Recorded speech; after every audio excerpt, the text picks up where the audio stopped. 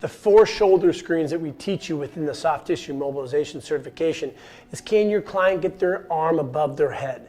Can they touch the opposite shoulder and get their elbow above the clavicle? Can they put their hand on their low back and bring it off?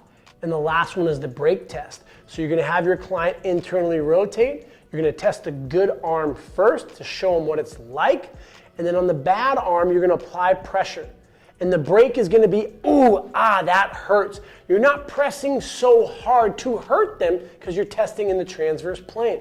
Those are the 4 tests that trainers should be doing to know if you need to refer out to a physical therapist or if you can implement these soft tissue techniques that we teach you at Show Up Fitness. The first CCA, you choose a movement pattern based on their goals. Full body, we're gonna start with a horizontal push.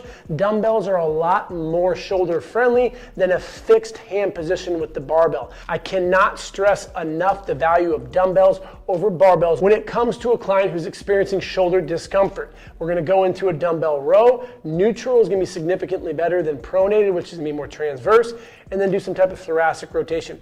Do that for 3 rounds with the appropriate load. Second circuit, we're gonna do a landmine press. A lot more shoulder friendly than an overhead press where you get a thoracic arch, anterior pelvic tilt. Stick with the landmine press until you can get them out of discomfort. Move into a goblet squat versus a back squat. It's a lot more shoulder friendly to be here or a safety bar squat versus opening up and putting the shoulder into a vulnerable position. Complement that with some supinated band pull aparts. Make sure the scapulas get off the back and we're not driving through the upper traps. Common mistakes, you see people driving up and we're not getting full protraction and retraction.